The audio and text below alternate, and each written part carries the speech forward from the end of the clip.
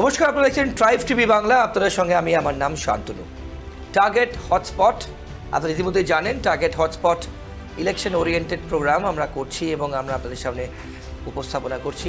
এবং রাজ্যের 42টি আসনেই যেখানে লোকসভা নির্বাচন চলছে, গণতন্ত্রের শ্রেষ্ঠ উৎসব চলছে, সেই 42টি আসনেই কিন্তু আমাদের প্রতিনিধিরা যাচ্ছেন এবং সেই অঞ্চলের টার্গেট, সেই অঞ্চল, সেই লোকেশন, সেই আসন হটস্পট, অর্থাৎ সেই অঞ্চলের মানুষ নিয়েই আমাদের এই অনুষ্ঠান।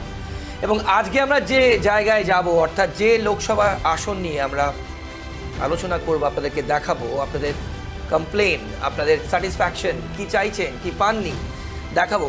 সেই আসনে কিন্তু সিএএ একটা খুব বড় ইস্যু, নাগরিকত্ব একটা খুব বড় ইস্যু, এবং তার সঙ্গে সিএএর সঙ্গে কিন্তু খুব বড় একটি ইস্যু হচ্ছে ঠাকুর বাড়ির কোন্দল। ঠাকুর বাড়ির কোন্দল, আচ্ছা বলুন তো, ঠাকুর বাড়ি তো সবার, সেখানে কেন কোন্দল হবে? কিন্তু এটা একটা বিশাল ইস্যু। তার সঙ্গে মতুয়া ভোট ব্যাংক, যার এই আসন, তার বুঝতেই পারছেন কোন জায়গা নিয়ে আমরা কথা বলছি। একদম সীমান্তবর্তী অঞ্চল বলতে যা বোঝায়। ট্রেনে চাপলে যদি আপনারা দমদম, উল্টোডাঙ্গা, ব্যারাকপুর এইসব জায়গা থেকে ট্রেনে চাপেন, একদম সীমান্তবর্তী অঞ্চল। আমরা বনগাঁ, একদম ঠিক ধরেছেন, বনগাঁ লোকসভা কেন্দ্র নিয়ে কথা বলছি। কি হতে যাচ্ছে বনগাঁ লোকসভায়, কি ইকুয়েশন দেখুন।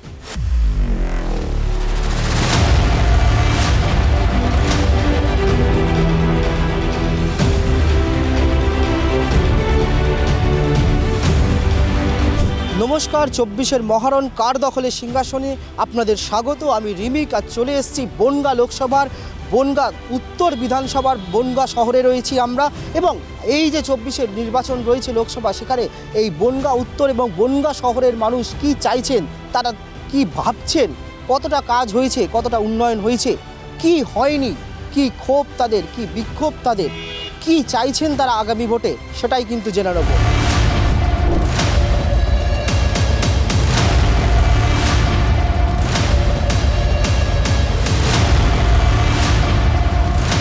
রাজ্যের 42টা আসনেই কিন্তু এবার লড়াই শেয়ানে বনগাঁও কিন্তু তার মধ্যেই পড়ে। বনগাঁ কিন্তু বিজেপির অন্যতম শক্ত ঘাঁটি। 2019 লোকসভা নির্বাচনে বিজেপি প্রার্থী শান্তনু ঠাকুর কিন্তু তৃণমূলের মমতা বলা ঠাকুরকে 1,11,000-এরও বেশি ভোটে হারিয়ে জয়ী হয়েছিলেন এবং বনগাঁয় প্রথমবারের জন্য ফুটেছিল পদ্মফুল। বাম কংগ্রেস জোটের প্রার্থীও রয়েছে, তবে লড়াই বনগাঁয় কিন্তু এবার দ্বিমুখী, তৃণমূলের সঙ্গে বিজেপি। গত লোকসভা নির্বাচন এবং 2021-এর বিধানসভা নির্বাচনে যদি আমরা ফলাফল দেখি, তাহলে কিন্তু 2021-এর বিধানসভা নির্বাচনের ফলাফলে দেখা যাচ্ছে এই বনগাঁ লোকসভার অন্তর্গত 7টা বিধানসভায় একমাত্র স্বরূপনগর বাদ দিয়ে বাকি 6টা বিধানসভাতেই কিন্তু জয়লাভ করেছিল বিজেপি। অতএব 2019 লোকসভা নির্বাচন এবং 2021-এর বিধানসভা নির্বাচনের ফলাফল কী ছিল সেটা আগে দেখে নেব। এবার বনগাঁ লোকসভা কেন্দ্রে কিন্তু খুব ইন্টারেস্টিং একটি লড়াই হতে যাচ্ছে। কেন ইন্টারেস্টিং লড়াই হতে যাচ্ছে? বনগাঁ লোকসভা কেন্দ্রে এবার কিন্তু সিপিএম আর কংগ্রেস 2019-এ কিন্তু আলাদা প্রার্থী দিয়েছিল। এইবার কিন্তু সেইটা হচ্ছে না, জোট হয়েছে, আমরা যা জানি সকলে। এবার কন্টেস্ট করছেন শান্তনু ঠাকুর বিজেপির পক্ষ থেকে, বিজেপির হয়ে দাঁড়াচ্ছেন শান্তনু ঠাকুর, কেন্দ্রীয় মন্ত্রী। তাকে কিন্তু চ্যালেঞ্জ জানাতে আসছেন বিশ্বজিৎ দাস। বিশ্বজিৎ দাস কিন্তু দল বদলু, বিজেপিতে ছিলেন, বিজেপি বিধায়ক থেকে তিনি তৃণমূলে যোগ দিয়েছেন এবং যোগ দিয়েই বনগাঁ লোকসভা কেন্দ্রে মুখ্যমন্ত্রী তাকে প্রার্থী করেছেন তৃণমূলের হয়ে শান্তনু ঠাকুরকে চ্যালেঞ্জ করতে। এবং তার সাথে যার চ্যালেঞ্জ, প্রদীপ বিশ্বাস জাতীয় কংগ্রেসের প্রার্থী, অর্থাৎ জোট প্রার্থী, সিপিএম প্রার্থী কিন্তু নেই। আমরা যদি একটু ফ্ল্যাশব্যাকে যাই, 2019-এ কি হয়েছিল?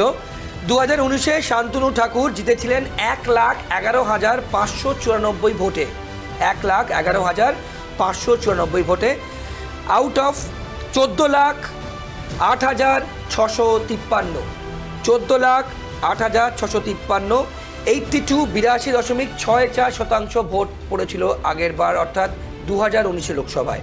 তারপরে শান্তনু ঠাকুর পেয়েছিলেন 6,87,622 ভোট, 48.85%। তৃণমূল কংগ্রেসের যিনি কন্টেস্ট করেছিলেন ঠাকুরবাড়ির সদস্যা, বর্তমানে তিনি রাজ্যসভার এমপি, মমতা বালা ঠাকুর, তিনি দাঁড়িয়েছিলেন তৃণমূল কংগ্রেসের হয়ে। তিনি পেয়েছিলেন 5,76,028 ভোট, পার্সেন্টেজে 40.92। 9.2%। সিপিএমের অলোকেশ দাস তিনি পেয়েছিলেন 90,122, 6.4। এবং জাতীয় কংগ্রেসের সৌরভ প্রসাদ তিনি পেয়েছিলেন 22,618, 1.61%। তাহলে এই যে ইকুয়েশন আপনাদের সামনে আমরা তুলে ধরলাম, আপনারা দেখতে পেলেন 1,11,594 ভোটে শান্তনু ঠাকুর 2019-এ জয়ী হয়েছিলেন, কনভিন্সিং মার্জিন বলা যায়। এবং বেশ হেসে খেলেই জেতা বলতে যা বোঝায় আমরা চলতি কথায় সেটাই হয়েছিল। এখন ইস্যু হচ্ছে এইবার 2024-এ কিন্তু সিএএ, ঠাকুরবাড়ির কোন্দল, মতুয়া ভোট ব্যাংক, রাস্তা সম্প্রসারণ, একদম সীমান্তবর্তী এলাকা আমরা জানি, বনগাঁর পর বাংলাদেশ বর্ডার, এবং নাগরিকত্ব কিন্তু একটা খুব বড় ইস্যু। এই ইস্যুগুলোকে নিয়ে শান্তনু ঠাকুর কি পারবেন 1,11,000-কে ক্রস করতে, নাকি টাফ কন্টেস্ট দলবদলু বিশ্বজিৎ দাস তাকে চ্যালেঞ্জ করবে? সেদিকে কিন্তু আমাদের সবার লক্ষ্য থাকবে। এখন দেখবার বিষয় এই সিটে অর্থাৎ বনগাঁয় লড়াইটা কতটা হাড্ডাহাড্ডি হয়, সেদিকেই তাকিয়ে থাকতে হবে আমাদের সবাইকে।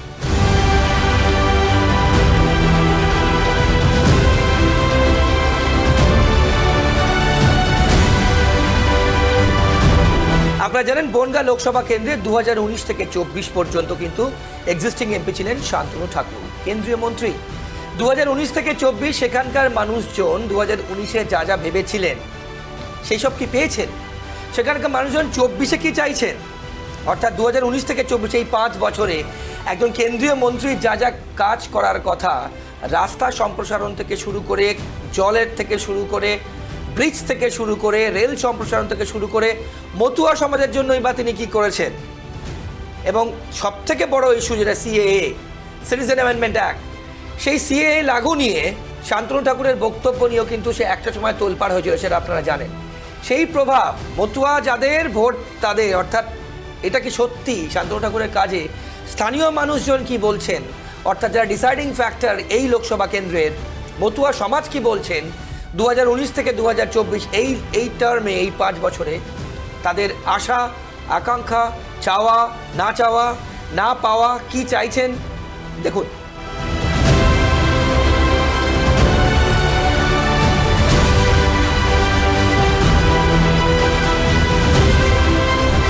টার্গেট হটস্পটে এই মুহূর্তে আমরা রয়েছি বনগাঁ লোকসভার অন্যতম এপি সেন্টার যাকে বলা হচ্ছে, সেই ঠাকুরনগর মতুয়া মহাসংঘে, এবং সেই মন্দিরে আমরা দাঁড়িয়ে রয়েছি। এবং এই ঠাকুরনগর, এই মতুয়া সম্প্রদায়ের ভোট কিন্তু এবারে বনগাঁ লোকসভা যে কে জয়ী হবে তার ফলাফল অনেকটা কিন্তু নির্ধারণ করে দেবে বলা যেতে পারে। এই ঠাকুরনগর মতুয়া সম্প্রদায়ের ভোট কিন্তু ডিসাইডিং ফ্যাক্টর হতে চলেছে। জোড়াফুল নাকি পদ্মফুল কোন দিকে যাবে, নাকি বাম সমর্থিত কংগ্রেস প্রার্থী এবারে মতুয়া এই বনগাঁ লোকসভাতে জয়ী হবে, সেইটা কিন্তু অনেকটাই নির্ভর করছে এই মতুয়া সম্প্রদায়ের ঠাকুরনগরের ওপর। এবং এখানকার মানুষ কি চাইছেন সেটাই আমরা জেনে নেব। তারা কি খুশি সিএএ হওয়াতে, তারা কি খুশি, তারা কি বলছেন নাগরিকত্ব বিল নিয়ে, নাকি সাংসদের কাছে তারা খুশি? এই প্রশ্নও থাকবে, আদৌ কি সাংসদ কাজ করেছেন, কতটা কাজ করেছেন, কি কি উন্নয়ন হয়েছে বা কি কি হয়নি, সেটাই আমরা ঘুরে দেখব ঠাকুরনগরে এবং কথা বলবো এখানকার মানুষদের সঙ্গে।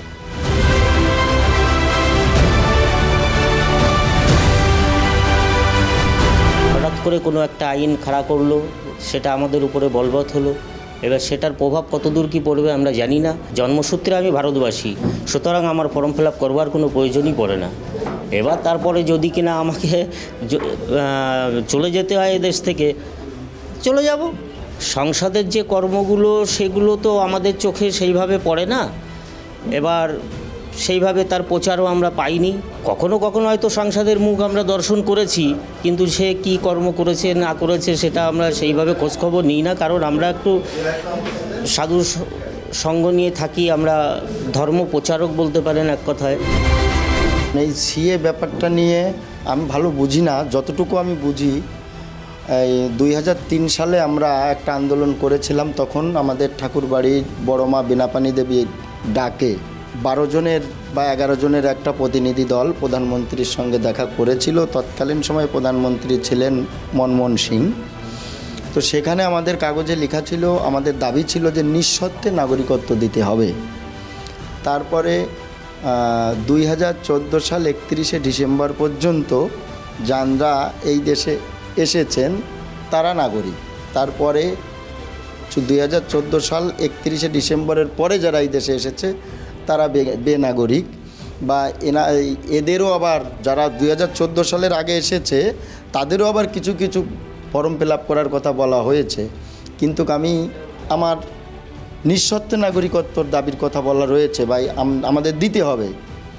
আমি মানলাম নাগরিকই না, কিন্তু আমার ভোট আছে, রেশন কার্ড আছে, আধার কার্ড আছে, এগুলো থাকার সত্ত্বেও আমাকে কেন আবার ফর্ম ফিল আপ করতে হবে? তাহলে এইগুলো কি এখন অকেজো হয়ে যাবে? এই আইন সম্পর্কে আমার ভালো বুঝতে পারছি না। তবে আমরা এই নিয়ে প্রতিবাদ করছি, প্রতিবাদ জানাই। আমরা এখনও বলছি আমাদের নিঃশর্তে নাগরিকত্ব দিতে হবে। 39 পাতার যে আইনটা বের করেছে ওইটা কিসের জন্য, ওটা কাদের জন্য? সাংসদ হন সংসদে বসে আইন তৈরি করার জন্য, যেটা দেশ হিতে জনমানুষের হিতে কাজে লাগে। সেরকমই ঠাকুরমশাই একটা আইন এত বছর 71 আমরা বাবা মা সবাই উদ্বাস্তু আমরা শুনেছি, সেটা আমার কপাল থেকে চলে গেল। এটা থেকে বড় পাওনা এই জন্মে আর কি, এত গর্ব, সেটা কম মানুষেরই ভাগ্যে জোটে। অনেক মানুষ এই আন্দোলন করতে করতে চলে গেছেন। এখানকার আপামর মতুয়া সমাজ এবং উদ্বাস্তু সমাজ এই জেলার সবাই ঠাকুরকে দুহাত ভরে আশীর্বাদ করবেন। একজন সাংসদকে বছরে 5 কোটি টাকা দেওয়া হয়, সেটাকে এমপি ল্যাড বলা হয়। সেটা কিন্তু আপনার বাড়ির পাশে ড্রেন তৈরি করার জন্য সাংসদ তৈরি হন না। উনি যদি রাস্তাঘাট ড্রেন সব করে দেন, তাহলে পৌরসভার কাজ কি, পঞ্চায়েতের কাজ কি, রাজ্য সরকারের কাজ কি, বা জেলা পরিষদের কাজ কি? সবাই সবার কাজটা ঠিকঠাক করুক। তারপরেও যদি এমপি ল্যাড থেকে অন্য টাকা চাওয়া হয়, উনি অবশ্যই সব জায়গায় দেন। এবং এটাও দেখেছি অনেক পঞ্চায়েতে টাকা দিয়ে ফেরত চলে গেছে, তারা কাজ করতে চায় না কেন? সাংসদের লিফলেট লাগাতে হবে বলে। বনগাঁ লোকসভায় আগে যা ছিল তার থেকে দ্বিগুণ ভোটে ঠাকুরমশাই জিতবে। এবং যা এখানে অত্যাচার হয়েছে মতুয়াদের উপরে, আপনারা গত কয়েকদিন ধরে দেখলেন, তাতে আমরা এক্সপেক্ট করছি সেই দ্বিগুণ ছাড়িয়ে 3 গুণ 4 গুণ না হয়ে যায়। সিএ পাওয়ার জন্যে আমরা প্রত্যেকের আইনটা কার্যকরী হওয়া পর্যন্ত মানে যতদূর হয়েছে তাতে আমাদের মোটামুটি 99% কাজ কমপ্লিট। আমরা খুব আনন্দিত। গতবার লোকসভায় যিনি মানে ঠাকুরমশাই যা ভোটে জিতেছেন, এবার অন্তত মিনিমাম 4 গুণ ভোটে জিতবেন। এবং কিছু লোক বিভ্রান্ত করতেছে, টিএমসির লোকের পয়সা চড়ে এসেছে কী কোনো জানি না, তারা সবসময় ঠাকুরের নাম বলে, অথচ ঠাকুরের কথা বলার সময় লোকের সামনে বিভ্রান্ত কথা বলছে। ওরাও ঠাকুরকে ভোট দেবে। সাংসদ তো প্রথম 2 বছর তো 3 বছর কোনো কাজ করতে পারেনি। তারপরে যেটা করেছে আপনার গঙ্গা বাঁধন, ঠাকুরনগরের স্টেশন 3 নম্বর প্ল্যাটফর্ম, তারপরে আপনার সব ধামে ট্রেন যাওয়ার যে দূরপাল্লার ব্যবস্থা, মেলার সময় ট্রেনগুলো নিয়ে এনেছেন দূরের থেকে, যেগুলো ঠাকুরনগরে ঢুকেছে। আরও ঠাকুরনগরের অনেক ডেভেলপের উনি হাত দিয়েছেন, মানে করার জন্য, ডেভেলপ করার জন্য। একটা নবোদয় স্কুল মানে সেন্ট্রালের যে বাচ্চাদের পড়ার স্কুল, ওটাও উনি করবেন পরিকল্পনা করে আছেন। এবার ওনার প্রত্যেকটা কাজকে আমরা খুব সাদরে গ্রহণ করছি এবং এটা আমাদের ভবিষ্যতে আরও বেশি মজবুত করে দেবে আমাদের সবাই পূর্ববাংলার লোকদের। এবং নাগরিকত্ব বলে যেটা ওরা বলছে, ভোটার কার্ড, রেশন কার্ড যাদের আছে, অথচ পাসপোর্ট করতে গেলে ডিএবি বলছে 71 আগে কাগজ দাও, তাহলে এরা কী করে নাগরিক হলো? দিদি যে মিথ্যা কথার উপর দাঁড়িয়েছে, এই কথাগুলো না আমাদের পৌর সমাজের প্রত্যেকটা লোক বুঝে ফেলেছে। টার্গেট হটস্পটের সময় হয়ে গেছে, ছোট একটা বিরতি নেওয়ার। বিরতির পর আবার ফিরে আসছি, কোথাও যাবেন না, সঙ্গে থাকুন। হ্যাঁ রে অনি, এতক্ষণ ওরা রান্নাঘরে কি করছে? কিছু তো বুঝতে পারছি না। বাবা, তুমি কিছু জানো? টান টান টান, প্রেজেন্টিং মাই ডিয়ার দেওর রুদ্র দ্য শেফ। কাকাই বানিয়েছে? ইয়েস মাম্মা, তোমার কাকাই রান্না করতে শিখে গেছে। হ্যাঁ রে, এত টেস্টি রান্না শিখলি কবে? শুধু টেস্টি নয়, হেলদিও। Nature pure rice bran oil দিয়ে রান্না করা যেমন সহজ তেমন স্বাস্থ্যকর। শরীর সুস্থ রাখতে আমার পছন্দের সেরা cooking oil nature pure rice bran oil, সম্পর্কে স্বাদ এনে দেয়।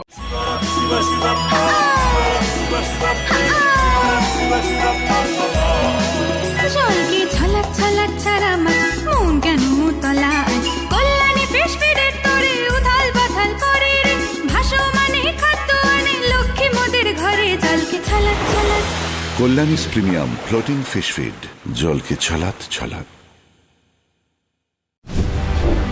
ইতিমধ্যেই বনগাঁ লোকসভা কেন্দ্রের মানুষজন কতটা সন্তুষ্ট দেখেছেন, কিন্তু কথা হচ্ছে 2024-এ, অর্থাৎ কিছুদিন বাদেই যারা ভোট দেবেন তারা কি ভাবছেন, কোন কোন পয়েন্টস তারা মাথায় দেবেন?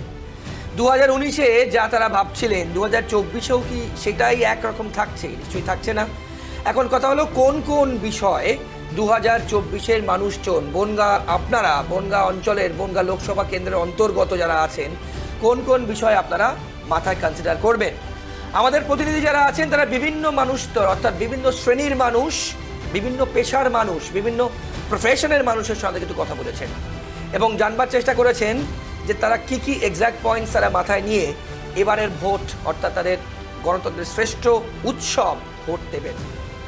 অর্থাৎ মতুয়া ভোট যাদের যেদিকে সেই আসন অর্থাৎ বনগাঁ আসনও কি সেই দিকেই, কি ভাবছেন সেখানকার বিভিন্ন পেশার মানুষ, অর্থাৎ যারা চাষ করছেন জমিতে তাদের থেকে শুরু করে পথ চলতি মানুষ থেকে শুরু করে যারা সাধারণ খেটে খাওয়া মানুষ, গৃহবধূ থেকে শুরু করে বিভিন্ন পেশায় যারা আছেন আমাদের প্রতিনিধিরা কিন্তু তাদের কাছে পৌঁছেছেন এবং তাদের কনসেপ্ট কি অর্থাৎ তাদের ভাবনা কি ভাবছেন, তাদের মাথায় কি চলছে সেটা কিন্তু তারা ভেবেই তারা কিন্তু আপনাদের সামনে তুলে ধরেছেন যে এবারের পয়েন্টস কি অর্থাৎ এবার বনগাঁ লোকসভা কেন্দ্রের কোন কোন ইস্যুস জ্বলন্ত ইস্যুস হতে যাচ্ছে, অর্থাৎ মানুষ সেখানকার মানুষজন কি ভাবছেন, বিভিন্ন পেশার মানুষজন কি ভেবে ভোট দেবেন আপনাদের সামনে।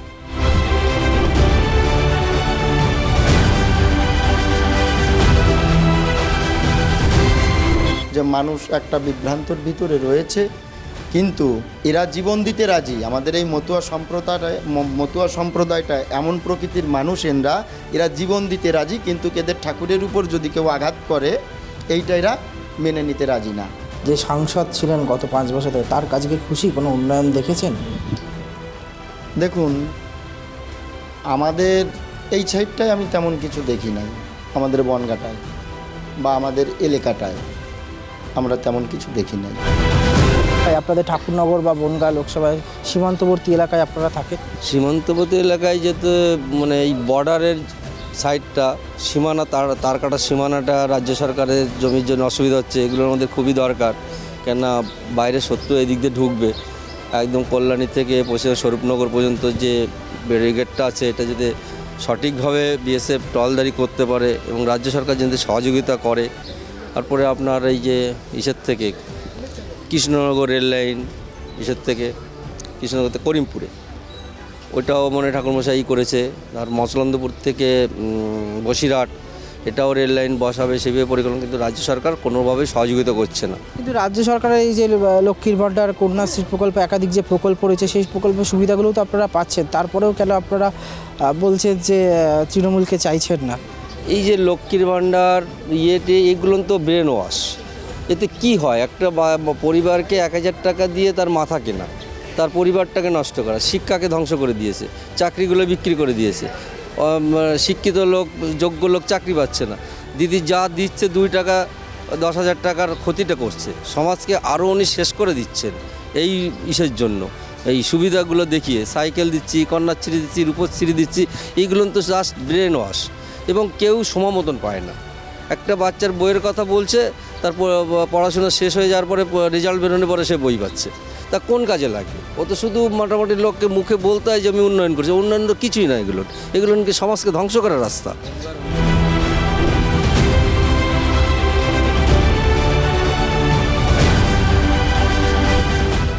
শহর ছেড়ে এবার আমরা গ্রামের পথে। এই মুহূর্তে আমরা চলে এসেছি একদম বনগাঁর যে ভারত বাংলাদেশ সীমান্তবর্তী এলাকা, সেই পেট্রাপোলের পাশেই একটি গ্রামেতে, এবং এখানেই আমরা জানার চেষ্টা করব যে এই গ্রামের মানুষরা গত 5 বছরে কি উন্নয়ন পেয়েছেন, কি তাদের ক্ষোভ রয়েছে, তারা কি চাইছেন। পাশেই রয়েছে কাঁটাতারের বাড়া, ঠিক তার পাশেই উল্টো দিকেই রয়েছে কিন্তু বাংলাদেশ, সেই সীমান্তবর্তী এলাকার মানুষ, যেখানে গরু পাচার থেকে শুরু করে পাচারের অভিযোগ ওঠে, বিএসএফের বিরুদ্ধে গ্রামবাসীদের ওপর অত্যাচারের অভিযোগ ওঠে। সেই সমস্ত কিছুতেই তারা কি চাইছেন, তাদের কি ইস্যু, এবারের লোকসভা নির্বাচনে তাদের কি বক্তব্য, তাদের কি দাবি দাওয়া, সেটাই কিন্তু এবার জানার চেষ্টা করব, সেই জবাবই আমরা খুঁজব। এখানে সবই কাজ হয়েছে, দিদি তো সব কিছু করেছে, সব কিছু লক্ষ্মীর ভাণ্ডার, ঘর দিয়েছে, সব কিছুই দিয়েছে। এই যে বাড়ি বাড়ি কল দিয়েছে, জল। বিএসএফ এর কোনো ঝামেলা টামেলা হয়? না না না না, আমি তো যাই, বাংলাদেশেও যাই, যশোর রোড হোক, সব কিছুই হোক, সব কিছু তো হয়েছে, রাস্তার ফাস্তা সবই তো হয়েছে। এখন এখন দিদি না মোদি এটা তো মানুষের মনের ভিতরে রয়েছে, বুঝলেন তো, যে যেমন কাজ করেছে। কাজ রাজ্য সরকার খারাপ করেনি। বাটার মোড়ের থেকে একটা ওভারব্রিজ করে রেল ব্রিজটার ওখানে, তাহলে আমাদের একটু সুবিধা হয়। আর যদি 2 লেন মানে 4 লেন্থের রাস্তাটা হয় আরও সুবিধা হয়। বিএসএফের কোনো ঝামেলা করে এলাকায়? না, বন্ধুত্বপূর্ণ সম্পর্ক। বিএসএফের কোনো ঝামেলা ছিল নেই। এখন বেকারত্ব যদি একটুখানি কমানো যায় তা আমার মনে হয় এই পাচার চক্রটা আর থাকবে না। পাচার তো থাকবেই, একেবারে নির্মূল হবে না, কখনোই নির্মূল হয় বলে। অত্যাধিক ছিল, এখন সামান্য আছে। এই বনগাঁয় আমার মনে হচ্ছে 50-50, যা চান্স রয়েছে 50-50, কারণ সন্দেশকালীর কিছুটা এফেক্ট মানুষের ভিতরে আছে। শান্তনু ঠাকুরের কাজ আমরা এখানে কিছুই পাইনি, আমাদের এরিয়ায় আমরা কোনো কিছুই পাই। সিএ নাগরিকত্ব তো আমরা তো নাগরিক। এইবার দেখা যাচ্ছে সিএ বিষয়টা, তার ভিতরে কি কি যুক্তি আছে সেগুলি আমাদেরকে আগে জানতে হবে নাকি, তার ভিতরে কি কি অপশান আছে, সেই অপশানগুলো না জেনে শুনে আমরা সিএকে সমর্থন করি কি করে? যদি এইভাবে হয় যে সিএতে নাগরিকত্ব একটা সার্টিফিকেট দেবে, তা সেক্ষেত্রে সার্টিফিকেটটা আমাদের প্রয়োজন। যেমন আমরা পাসপোর্ট করতে গেলে আমাদের দেখাচ্ছে বলছে 65 সালের দলিল নিয়ে আসো, আমরা 65 সালের দলিল নিয়েই অথচ আমাদের 75 সালের 80 সালের দলিল রয়েছে, সেক্ষেত্রে একটু মুক্ত হয়। কিন্তু এই সিএ নাম করে যদি আছে ওই ডিটেনশন ক্যাম্পের করে, তাহলে সেটাকে আমরা সমর্থন করি না। প্রথম থেকে শান্তনু ঠাকুরের দিকে পাল্লাটা ভারী ছিল, কিন্তু এই করার পর থেকে, মানে ঠাকুরবাড়ি অশান্তি গণ্ডগোল করার পর থেকে এটা টোটাল মোড়টা অন্যদিকে চলে গেছে। সেক্ষেত্রে এবার এই সেটটা তৃণমূলের রিকভারি হওয়ার সম্ভাবনা 100-100। গত 5 বছরের সংসদ এখানে একদিনও আসেনি, কোনো কাজও এখানে আজ পর্যন্ত কোনো কাজও করেনি, তাকে একদিন পর্যন্ত এখানে কেউ দেখতে পায়নি। এবং এই কেন্দ্র সরকার যে সিএ লাগু করার জন্য যে চেষ্টা করছে, আমরা যদি নাগরিকত্ব না হলাম তাহলে এই সিএ জিনিসটা কী থেকে আসবে? আমাদের দেশের নাগরিক ভোট দিচ্ছে, তবেই তো আমার দেশের নাগরিক। তাহলে এখানে সিএ আনার কোনো প্রশ্ন এখানে নেই। আমরা এখানে আসি, আমরা ভোট করতে যাবো না তো কিছুই করবো না, আমরা ফর্ম ফিল আপ কেন করবো? খালি ফর্ম ফিল আপ করে আমরা ওদেরকে নিশ্চয়ই রাজনীতি করার জায়গাটাকে তৈরি করে দেবো না। জলের ব্যবস্থা মোটামুটি আমাদের পঞ্চায়েত যা করে যথেষ্ট করে দিয়েছে, কিন্তু গোবিন্দ নস্কর যখন আমাদের এখানে ছিলেন তখন অনেকগুলো কল করে দিয়ে গেছিলেন, কিন্তু ওনাকে দীর্ঘ এই 5 বছরের মধ্যে ওনাকে একদম টিকি পাওয়া যায় না। ওনার দিয়ে কোনো কাজ আজ পর্যন্ত আমাদের এখানে হয়নি। এমন কোনো বাড়ি নিয়ে এসে বলতে পারবে না যে আমি এখানে কোনো রকম সুযোগ সুবিধা পাইনি। প্রত্যেকটা বাড়িতে সুযোগ সুবিধা পেয়েছে এবং প্রত্যেকটা মানুষ মমতা ব্যানার্জির উপরে উপকৃত হয়ে বেঁচে আছে। মানে বিএসএফের একটা বাংলা কথা যেটা হুজ্জতি খুব মানে মানুষকে খুব মানে বিভ্রান্ত করে। এই বিএসএফ ঠিকমতো কথাবার্তা শোনে না। এই বিএসএফের অবস্থা কি, মানুষের ওই পাশে অনেক জমি আমাদের পড়ে আছে চাষ করার জন্য। সেই জমিগুলোকে দেখা যাচ্ছে আমাদের গেট আছে 1 নম্বর 2 নম্বর 3 নম্বর 4 নম্বর গেট করা আছে, দেখা যাচ্ছে 1 নম্বর গেটের লোক নেই, ওই 3 নম্বর গেটে আছে। সেই কাগজপত্র নিয়ে আবার সেই মালপত্র নিয়ে মাঠে যাওয়ার ব্যাপারটা জিনিসপত্র নিয়ে ওই 3 নম্বর থেকে সই করে এসে আমাদের 1 নম্বরতে ঢুকতে হবে। এই একটা বিরাট বিভাগ রয়েছে। এবং বিকেলে 5টা 5:30 বাজার পরে আমাদের মাঠ থেকে বের করে দিচ্ছে, কারণ আমার সীমান্তবর্তী জমি আছে। আমি দুপুরবেলা গেছিলাম, সেই একই ভুক্তভোগী ওই সেখান থেকে ফিরে এসছে, কাজ করতে পারিনি, ফিরে এসেছি। এটা একটা বিরাট আমাদের মানে সীমান্তবর্তী এলাকার মানুষের প্রচণ্ড মানে অসুবিধার মধ্যে পড়ে আছে একটা বিএসএফের ঝামেলা নিয়ে। এখন দেখুন, এখন যে আমাদের কাজ ভালো করবে তাকে ভোট দিতে হবে এবং সে আমাদের সবসময় পাশে থাকবে, তাদেরকে আমাকে সেভাবে ভোটে জয়যুক্ত করতে হবে। যেটুকুনি সুযোগ সুবিধা মানুষ পেয়েছে সেটুকুনি মমতা দিয়েছে। এখন আগে ব্ল্যাকের কাজ হতো, এখন আর ব্ল্যাকের কাজ হয় না, কারণ এখন বিএসএফে এখন খুব প্রচণ্ডভাবে কড়া নজর দাঁড়িয়ে রাখছে। বিএসএফ এবার সুযোগ পেলে মানুষকে অত্যাচার করে, যেমন হচ্ছে কোনো মেয়ে ছেলে দেখা যাচ্ছে হয়তো একটা গরু ছাগল নিয়ে গেল মাঠের দিকে, তাদেরকে যেতে দেয় না। এবার কোনো মানুষ হয়তো মাঠে জমিতে আছে ঘাস কাটতে গেল গরু ছাগলের জন্য, তাদেরকে আছে যেতে দেয় না, তাদের সঙ্গে আছে দুর্ব্যবহার করে।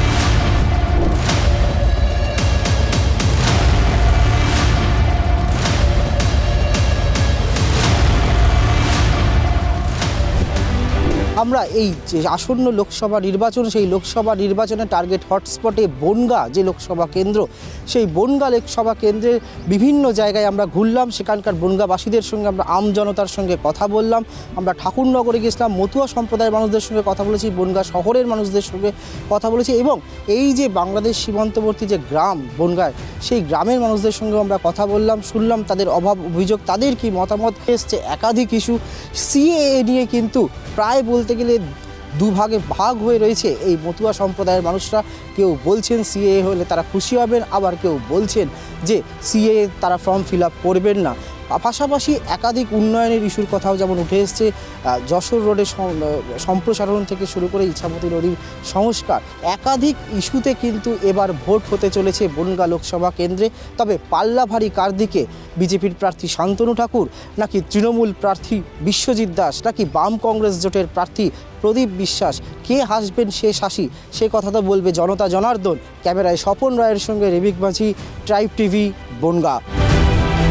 টার্গেট হটস্পটের সময় হয়ে গেছে ছোট একটা বিরতি নেওয়ার। বিরতির পর আবার ফিরে আসছি, কোথাও যাবেন না, সঙ্গে থাকুন। বলবো বুঝতে পারছি না, আমার কোনো কিছুই ওর ভালো লাগছে না। কি রান্নাও nature pure -17 cholesterol free rice bran oil দ্রুত আপনার খারাপ কোলেস্ট্রল দূর করে।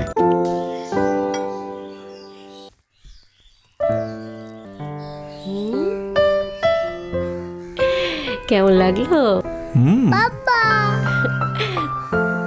শরীর সুস্থ রাখার জন্য আমার পছন্দের সেরা cooking oil nature pure rice bran oil সম্পর্কে স্বাদ এনে দেয়। উকি মারেন কেন কর্তা? কে বলে বড় মাছের স্বাস্থ্য দেখে শরীর খারাপ লাগে বুঝি? আরে মাছেরা বলছে, এবার থেকে আপনার মাছেদেরও দিন কল্যাণীস প্রিমিয়াম ফ্লোটিং ফিশ ফিড। ভাসমানে খাদ্য আনে লক্ষ্মী মোদের ঘরে, জলকে ছলাৎ ছলাৎ। ঘরের লক্ষ্মী আজই ঘরে আনো কল্যাণীস প্রিমিয়াম ফ্লোটিং ফিশ ফিড, ভাসমান খাদ্য। টার্গেট হটস্পটে আমাদের আজকের এপিসোড অর্থাৎ আজকের পর্ব আমরা বনগাঁ লোকসভা কেন্দ্রকে নিয়ে আছি। আপনারা ইতিমধ্যে জেনে গেছেন যে গতবার 2019-এ কী হয়েছিল, অর্থাৎ কী ফলাফল ছিল। এবার প্রশ্ন হচ্ছে 2024-এ কী ফলাফল, কী রাজনৈতিক প্রেক্ষাপট হতে যাচ্ছে। ভোট শেয়ারে যে জোট, কংগ্রেস এবং সিপিএমের প্রার্থী, জাতীয় কংগ্রেসের প্রার্থী প্রদীপ বিশ্বাস, ভোট স্প্লিট যদি না হয়, ভোট ভাগাভাগি যদি না হয়, কে ডিভিডেন্ড তুলবে? বিশ্বজিৎ দাস বিজেপি থেকে বিজেপি বিধায়ক ছিলেন, তৃণমূলে এসেছেন তিনি, নাকি শান্তনু ঠাকুরকে আরও অ্যাডভান্টেজ জায়গায় ঠেলে দেবেন, 1,11,000 মার্জিনকে আরও বাড়াতে পারবেন, নাকি কমে যাবে, নাকি টাফ ফাইট হাড্ডাহাড্ডি লড়াই হবে? রাজনৈতিক প্রেক্ষাপটে এই ভোট স্প্লিট, এই ভোট শেয়ার কোন দিকে যাবে?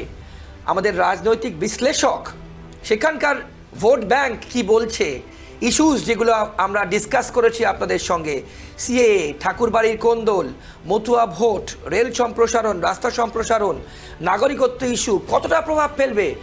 রাজনৈতিক বিশ্লেষক আমাদের যিনি আছেন তিনি কি বলছেন, শুনুন।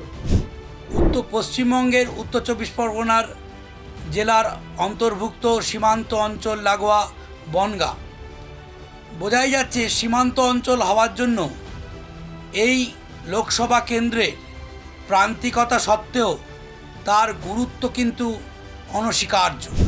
উন্নয়ন যেমন এখানকার অন্যতম হাতিয়ার, তেমন উন্নয়নের ওপরেও এখানে কিন্তু অন্যান্য নির্ধারক যে ভোট ব্যাংক বা বলা হয় ভোট দেওয়ার ক্ষেত্রে নির্ধারক শক্তি হিসাবে কাজ করছে, ধর্মীয় শক্তি কাজ করছে, একই সঙ্গে বলা যায় নাগরিকত্ব প্রদানজনিত ভোটের রাজনীতি। অন্তত পশ্চিমবঙ্গের রাজনীতিতে আজ বলাই যায় যে প্রায় 1.5 কোটি মানুষ 70-এর দশক থেকে আজ পর্যন্ত যে অনুপ্রবেশ ঘটেছে, সেই 1.5 কোটি হিন্দু নমশূদ্র মানুষ আজ তারা সংগঠিত রাজনৈতিক শক্তিতে পরিণত হয়েছে। এই সংগঠিত রাজনৈতিক শক্তি অতি পরিচিতভাবে আমাদের কাছে পরিচিত মতুয়া রাজনীতি হিসাবে। এই মতুয়া ধর্ম সম্প্রদায়ের রাজনীতি এখন বলা যায় পশ্চিমবঙ্গের প্রায় 72টি বিধানসভা কেন্দ্রকে নিয়ন্তা হিসাবে তারা দেখে, এবং এই মতুয়া সম্প্রদায়ের লোকেরাই, মতুয়া সম্প্রদায়ের মানুষজনরা তারাও বুঝে গেছে তারা এখন আর এলেবেলে নয়, তারা এখন সংগঠিত সম্পদ। কাদের কাছে? জাতীয় দলের কাছে, আঞ্চলিক দলের কাছে। তাই আমরা দেখেছি বারবার দৃশ্যপট বদলে যায় কিন্তু স্থান একই থাকে। বিনাপানির যে মন্দির, শ্রদ্ধাশীল মন্দির, সেই বিনাপানির আশীর্বাদ ধন্যতার জন্য লাল, সবুজ, নীল, সবুজ সব ধরনের জামা পরেই বিভিন্ন রাজনৈতিক নেতাদের আগমন ঘটে, অর্থাৎ তাদের আশীর্বাদ পাওয়ার জন্য। বিগত দিনে 19-এর ভোটে এই মতুয়া ভোট, মতুয়া সম্প্রদায়কে যে প্রতিশ্রুতি বিজেপির জাতীয় নেতৃত্বরা এখানে দাঁড়িয়ে দিয়ে গেছিলেন, যে নাগরিকত্ব প্রদান করব, তার বলে বলিয়ান হয়েই বলা যায়। কিন্তু বিজেপি এখানে একচ্ছত্রভাবে তৃণমূলকে পরাজিত করেছিল। কিন্তু আবার দেখা যায় যে 19-এর পরে যখন তারা 21-এর ভোট নির্বাচন আসে, রাজ্যস্তরীয় নির্বাচন, তখন তারা শাসক গোষ্ঠী তৃণমূল তাদের বোঝাতে সম্মত হয়েছিল তারা এগুলো মোহভঙ্গ হয়েছে এবং মোহভঙ্গের পরিণতি তারা বাস্তবায়ন দেখতে পায়নি এই সিএএ বা নাগরিকতা আইনের। ফলে আমরা দেখেছি 19-এর যে জোয়ার, সেই জোয়ার কিন্তু ভাটায় পরিণত করে বলা যায় এই সীমান্ত অঞ্চল বনগাঁ লাগোয়া বিধানসভা অঞ্চলগুলির অনেকাংশই আবার তৃণমূল তার পায়ের জমি শক্ত করেছে। অর্থাৎ এই নাগরিকত্ব আইনকে কেন্দ্র করেই, সিএএকে কেন্দ্র করেই, মতুয়া রাজনীতিকে কেন্দ্র করেই এখানে কিন্তু বিভিন্ন রাজনৈতিক শক্তির উত্থান পতন আমরা দেখতে পাই। স্বাভাবিকভাবেই প্রশ্ন আসবে যে এই ভোটের ভোটের আগেই সিএএ প্রদান যে চালু করা হয়েছে বা প্রদান যে প্রতিশ্রুতি 19-এ দেওয়া হয়েছিল, তাই নিয়ে তৃণমূল নেত্রী মাননীয় মুখ্যমন্ত্রী মমতা বন্দ্যোপাধ্যায় প্রশ্ন তুলেছেন। স্বাভাবিকভাবেই বিরোধী দল হিসাবেই প্রশ্ন রেখেছেন 19-এর প্রতিশ্রুতি এতকাল ঘুমিয়েছিল কেন? তার মানে কি এর পেছনে ভোট রাজনীতি লুকিয়ে আছে? স্বাভাবিকভাবেই আমরা সেটাই দেখব যে তিনি যেমন একাধারে এই সিএএর বিরুদ্ধে যে বৈষম্য, যে বিভিন্ন লুফলসগুলো আমি বলবো যেগুলো তুলে ধরেছেন, বিভেদের রাজনীতিকরণের যে যুক্তি তুলে ধরেছেন, অপরদিকে আবার আমরা প্রতিশ্রুতি পূরণ করেছি বলে বিজেপি যে রাজনীতির প্রচারে মতুয়াদের ভোট বাক্সকে একত্রিত করার প্রয়াসই হবে, নিঃসন্দেহে তা গুরুত্বপূর্ণ জায়গা রাখবে এবং এই লোকসভা কেন্দ্র বনগাঁ লোকসভা কেন্দ্রের প্রান্তিক সীমান্ত অঞ্চলে অন্যতম নজর কাড়া জায়গা হবে। কিভাবে মতুয়া ভোট তা কোন ঝাঁকের কই মতো বলা যায় কোন দিকে যাচ্ছে, তার ওপরই কিন্তু ভাগ্য নির্ধারণ হবে আগামী 2024-এর লোকসভা নির্বাচন। আপনারা দেখলেন টার্গেট হটস্পটে আমাদের আজকের পর্বের লোকেশন, এপিসেন্টার বলা যায় বনগাঁ লোকসভা কেন্দ্র নিয়ে আমরা ইনডেপথ আপনাদের সঙ্গে আলোচনা করলাম, আপনাকে ডেটা দেখালাম, সেখানকার মানুষদের রিয়াকশন দেখালাম, কি পয়েন্টস তারা ভাবছেন ভোট দেওয়ার আগে সেগুলো আপনারা দেখলেন। এবং আমাদের যারা রিপোর্টার অর্থাৎ আমাদের যারা প্রতিনিধি, তারা কিন্তু বিভিন্ন পেশার মানুষ, বিভিন্ন শ্রেণীর মানুষের সাথে কথা বললেন এবং তারা কি চাইছেন, অর্থাৎ শান্তনু ঠাকুর তাদের এক্সিস্টিং এমপি, কেন্দ্রীয় মন্ত্রী, তিনি কি পারবেন 2024-এ আরও একবার জিততে 1,11,000 মার্জিন যা ছিল 2019-এ টপকে যেতে, নাকি লড়াই হাড্ডাহাড্ডি হবে? ভোট স্প্লিট হলে, রাজনৈতিক বিশ্লেষণও আপনারা শুনলেন, ভোট স্প্লিট হলে কে ডিভিডেন্ড পেতে পারে? বিজেপি পাবে নাকি তৃণমূল কংগ্রেসের বিশ্বজিৎ দাস পাবে, যিনি বিজেপি থেকে তৃণমূলে এসছেন? তিনি কিন্তু বনগাঁর পালসটি বোঝেন, কারণ সেখানকার বিধায়ক ছিলেন তিনি যখন তিনি বিজেপিতে ছিলেন, দলবদলে বিধায়ক বলা যায়। এখন প্রশ্ন হচ্ছে যে 2024-এ কি দাঁড়াবে, কে জিতবে? আমরা ইন ডেপথ আলোচনা করেছি, পোস্টমর্টম করেছি, ময়না তদন্ত করেছি আপনাদের সামনে কিন্তু বনগাঁ নিয়ে, এবং আমরা তুলে ধরেছি বিভিন্ন ইস্যুস কী কী থাকতে পারে। এখন আমাদের দেখবার বিষয় 4 তারিখ 4 জুন যখন ইভিএম মেশিনস খোলা হবে, তখন শেষ হাসি কে হাসবে? শেষ হাসি কি শান্তনু ঠাকুর আরও একবার হাসবেন, নাকি তাকে কড়া চ্যালেঞ্জ জানিয়ে বিশ্বজিৎ দাস বলবেন না এবার নতুন এমপি পাবে, মেম্বার অফ পার্লামেন্ট দিল্লি যাবে, অর্থাৎ মিথ ভাঙবে, বনগাঁয় তৃণমূল জিততে পারবে, নাকি প্রদীপ বিশ্বাস মিরাকেল করবেন? এটা কিন্তু আমাদের সবার চোখ থাকবে। এইভাবেই কিন্তু আমাদের টার্গেট হটস্পট চলতে থাকবে। বিভিন্ন লোকসভা কেন্দ্রে কিন্তু আমরা যাব এবং আপনাদের সামনে তুলে ধরবো সেখানকার রাজনৈতিক প্রেক্ষাপট কি, সেখানকার রাজনৈতিক ছবি কি, সেখানকার মানুষজন কি বলছে, কি ভাবছেন তারা, কিভাবে ভোট দেবেন তারা, তারা কি হ্যাপি, সন্তুষ্ট তাদের এক্সিস্টিং এমপি যিনি আছেন তাকে নিয়ে, নাকি তারা পরিবর্তন চাইছেন, অন্য কাউকে চাইছেন, কোন অ্যাঙ্গেলে চাইছেন, কেনই বা চাইছেন, এই সব কিছুই নিয়ে কিন্তু ইন ডেপথ অ্যানালিসিস কিন্তু এই অনুষ্ঠান অর্থাৎ টার্গেট হটস্পট। বিভিন্ন লোকসভা 42টি লোকসভা কেন্দ্রে পশ্চিমবঙ্গে ভোট হচ্ছে, গণতন্ত্রের শ্রেষ্ঠ উৎসব হচ্ছে, আমরা আপনাদের সামনে তুলে ধরছি। আজকের পর্ব এ পর্যন্তই। আবার টার্গেট হটস্পট আমরা নিয়ে আসবো অন্য কোনো লোকসভা কেন্দ্রের ইনডেপথ অ্যানালিসিস নিয়ে আপনাদের সামনে। আর অন্যান্য সব খবরের জন্য আপনাদের চোখ থাকুক শুধুমাত্র ট্রাইব টিভি বাংলার পর্দায়। বাংলার আপন।